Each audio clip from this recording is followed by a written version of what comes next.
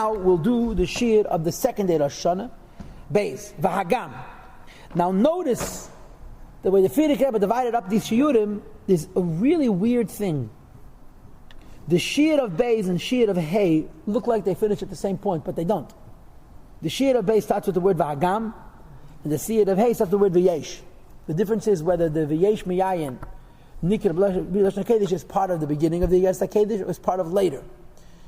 And of course, a ma'ayin and a chocham can good fanande claim what was the Rebbe Yatz's kavana when in the first day Rosh Hashanah he puts yesh mi'ayin with the beginning, and on Hey Tishrei he puts it with later.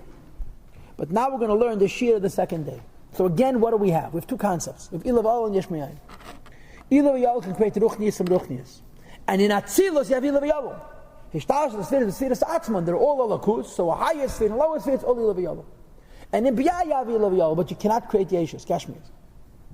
Yeshus, Yesh Me'ayin happens through a unique process, which is called for one aspect. Not that this is a perpetual state, but when you get to Yesh Me'ayin. So the Rebbe asks a question. And even though that the truth is that the physical creation is not a Yesh at all. What does Yeshus mean? Yeshus means I'm independent, I have no Matthias. Says Alter Rebbe, but your Yeshus, your sense of independence is false. I feel like I'm a Matthias B'fnei. The physical universe denies a creator by the Eibishter's design. But it's a lie. It's not really true. The truth of the matter is everything is batal to Hashem. Even though the fact that this world is perceived as independent, who gamkin kloch hashiv kamei is nothing compared to the Eibishter. Or as Chasidus would say it, simsum shaleikim pshutei, we're still one with Ein Sof like before with creation. In other words, that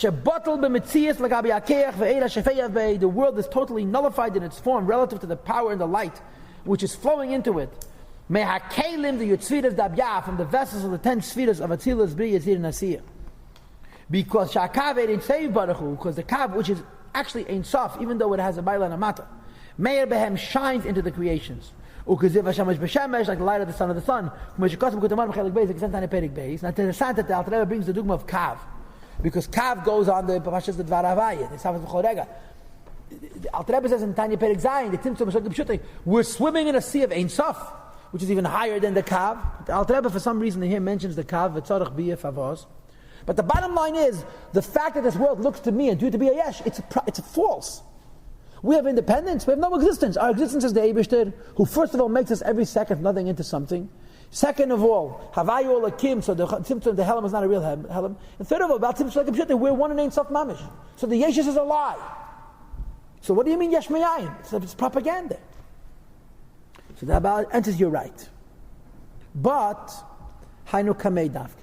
To Hashem, the world doesn't exist. If we knew what God knows, we'd see that there's no Yesh Me'ayin. In other words, Yesh Me'ayin is really a lie. We're not independent from Hashem, but we're one with Hashem. But this idea that one with Hashem is Hashem knows us from the top down. However, as we know ourselves, as we perceive ourselves, the created Yesh, Hudava Nifrad Lagamri is something which is totally separate.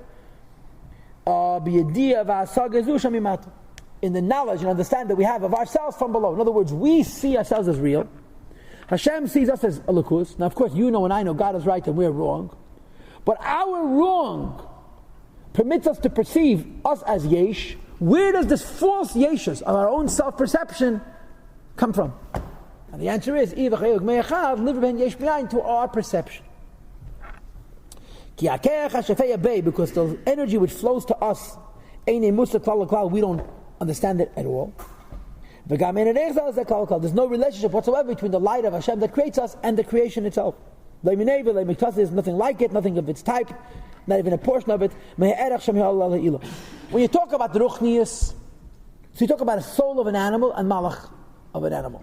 Animals are like malach. There's a relativism. This is an animal, this is an animal. But the gashmi is the kenivan, his shadish, has no relativism whatsoever. So first of all, we don't perceive the alakus, so therefore we're a yesh. Second of all, we shalei be'erech the chayis, which is making us be a yesh. Sha'alul, because in effect, yoideo masik ezas saga bi'elah, has some understanding of its cause, ubat, let's say, it is nullified at least a little bit, ayadei yediyah vasaga, through this knowledge, and through this understanding. In other words, when you are close to your source and you understand your source, that creates a bit.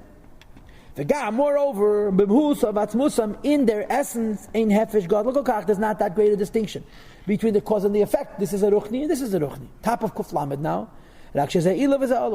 One is a cause and one is effect. One is a higher idea, one is a lower idea. But they're close to each other. So first of all, the effect is batal to the cause.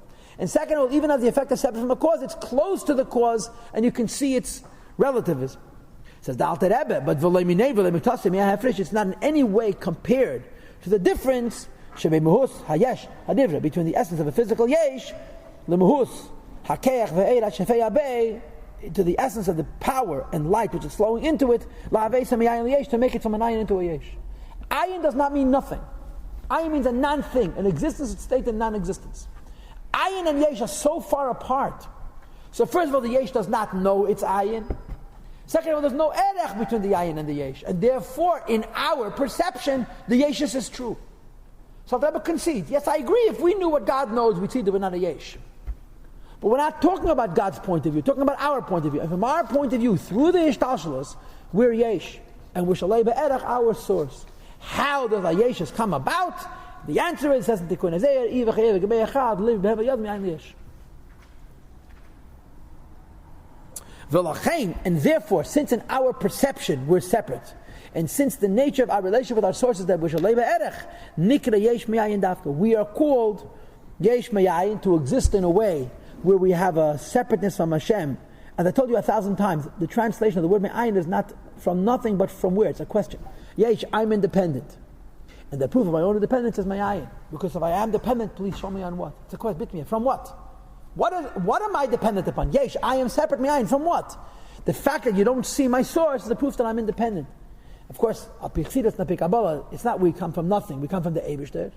But the Eibishter, which is the source of our yeshus, is so far removed from us that it's called, relative to us, ayin.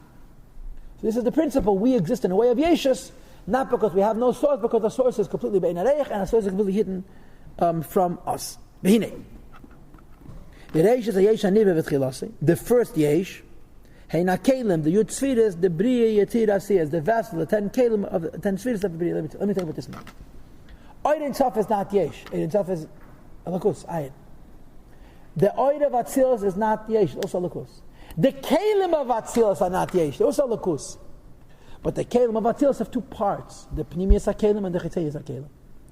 And the Pnimius HaKalim especially are Alakus because of the principle, the first principle of Iya V'chevek Me'echad, the Kalim are Dovak and the Eir, and Dovak and Eir is Dovak and Iyo, they're always about the Yebishter. The Chiddush that we have is Chitzayis HaKalim. The Chitzayis HaKalim, although it's Alakus, is not Dovak so much. Eir is Mesachar with Iyo to create Yeshus. What is the beginning of Yeshus? What's the beginning of creations that are not Alakus, but rather are Metzias B'fnei Atzmei? What's the first thing that God made that come from Ishtalshalos? And the nature of their existence is that even though they come from Hashem, they're separate from the Eibush. So the answer is the Kalim of the 10 Spheres of Briya Tzir Nasiyah. Now, as you'll learn, there's 3 sets of Kalim. There's 10 Kalim for Nefesh, there's 10 Kalim for Ruach, 10 Kalim of Neshama in each world. And all of the Kalim, even the Kalim of Neshama, are Yesh. They're separate from Malakus. V'gam ha'oirais Nefesh Ruach. And also the lights of Nefesh and Ruach. What about Neshama? He says Kalim of Nefesh, Ruach, and Neshama. And Eretz of Nefesh Ruach. What about the Oid of Neshama? And the answer is the Oid of Neshama is Alakus. V'nivrum b'chinas haNeshama, the Yotzfiras de B'yah, the lights of Oid Nefesh Ruach and the vessels of Kalim of Nefesh Ruach uNeshama are Nivra, they're Yesh, and they come from the Oid haNeshama de B'yah, which is Alakus. Shehu Alakus, which is godliness. V'hein, and this Oid haNeshama de B'yah, which is the source of the Eidos of Nefesh Ruach and the Kalim of Naran, comes Halamid Kalim, the Malchus, the Atzilus, is the 30 vessels of Malchus of Atzilus, which is Nimshach and B'yah. Chevre, I don't have time for long speeches. But you guys know that Ein Sof is godliness. Everybody understands that. And of course, the simplest explanation of why Ein Sof is godliness is because the principle of Ein Mein Amor, because the light is like the source. Ein Neshama is not Ein Sof. Ein Neshama is limited. Ein Sof is called Ein Chaya Yechida. Ein Neshama is limited, like the Nekat of the Neshama to Aguf. But Ein Neshama, although it's not Ein Amoid, is still Dovuk. It's not a perfect reflection of the source, it's attached to the source. And therefore, Ein Neshama de B'yah is an unusual concept. It's godliness, it's Dovuk and Alakus, that's limited. A pitera It says in Maimonides Hasidus that the Ishtalshus of Torah in each one of the words is through Eir and Neshama Debiyah. So Eir and Neshama and Bria Tennessee is limited and it's godly. So the Rebbe says, Eir itself is an Atzilus. Eir and Neshama comes into Bria and it creates the Yeshus in Bria, the vessels of Eir, of Nefesh Ruach, and the lights of Nefesh Ruach and Neshama. This is the technical speed. Later on, the Rebbe is going to go back to talk about the Eir and Neshama later on. But right here you have a very, very big Chiddush. For something to be godly, it doesn't have to be infinite, it has to be connected. Eir and Neshama is godly. It's not infinite, it's a Neshama, it's limited. But because it's Davak, it's Alakus, and from Eir and Neshama is created the Eirs of Nefesh Ruach, and the Kalim of Nefesh Ruach and Neshama. The Kalim of Neshama already, Nivra. The Eir and Neshama is Alakus. And through the Eir and Neshama you have a Dveikus in Ein Sof, and through this Dveikus, the Eibush is able to create Yesh Mayayin. The beginning of Yesh Mayayin is Kalim. Moreover, even in Atzilus, although Atzilus is Elam HaAchtos and Le'egir Charatz, moments of Lakus, you should know there's aspect in Atzilus with already Inyan of Yeshus. And what is that? That Mechitanius HaKelim, from the periphery, from the outside of the vessels. Miyutzviras the Atzilus, the 10 spheres of Atzilus in Lakus, which is a Lakus. From the Pnimius of Atzilus, the Pnimius, the Kelim of Atzilus, I told you before, they're in a state of Iva Chevik Mechad all the time. Chitzanius HaKelim of Atzilus are not Dvekas all the time, they're a Lakus only in as much as live behen ma'an liyesh. And from the Chitainus, the Kelim of Atzilus, says the Alter Rebbe, Nivru ha'echolos Atzilus, happens the chambers of Atzilus. So Mishlabish behen, which is manifest bechinus gulam the Etzvirus, the makev of the Etzvirus, the source of the Echolos, but the Echolos are Nivra in Atzilus itself and not Alakus. Chavre, again, because we have unusual time limitations. 10 Svirus to a world are like a brain and a heart to a person. Everybody understands that you're not your brain and your heart. Your brain and your heart sits at the center. Everything is centered there, but a brain and a heart by itself is useless. It's not a person, it's dead. Similarly, a world is not 10 spheres. A world is a dynamic place. The dynamism of the world is the Hecholos. Like, think about the earth. The Beis HaMikdash is a tiny area compared to the whole circumference of the earth. And the Beis HaMikdash is the whole brain and the whole heart. The 10 spheres are on the Beis HaMikdash. And from the windows of the Beis HaMikdash, which were inverse, which were inside out, light shines from the Beis HaMikdash to the whole world. So you should know, in Atzilus, there's Echolos, there's chambers. And in terms of Metzias, in terms of volume, they take up most of the world of Atzilus. And the Echolos of Atzilus, in Atzilus, are no longer Davak and Alakus. They're in Elam HaAchtos, but they're not in the first Madregas, at the beginning of Yeshus. Not just in Bria, but in Atzilus itself, in Chitainus of Atzilus, you already have the beginning of Yeshus. V'gam, moreover, Gufes HaMalachim d'Atzilus. Even the Malachim and Atzilus. So you have two Chidushim over here. That in Atzilus is Malachim. And second of all, the Malachim of Atzilus is a body. And the body of the Malachim of Atzilus, Shein Bechinas Yesh, are in a category of Yesh. It brings in the Pasuk, U'Malachov Yosim Tahala, that Hashem criticizes. This is Malachim, because Malachim are not Alakus. They have Metzias, and therefore they're able to make mistakes. Shein Bechinas Bittel, Lagamri, Ka'ol, Lagam, they're not totally battled. They're Abish, like a effective battle to Bakuas. So how many things do we say are Yeshus? The Kalim of Naran of Bia, the Eiros of Nefesh Ruach of Bia, the Echolos of Atzilus, and the Gufes of Malachim in Atzilus itself. Now tomorrow's Shir Gimel, that Rebbe adds another kvetch, and that is what about Neshamas and the Neshamas of Malach.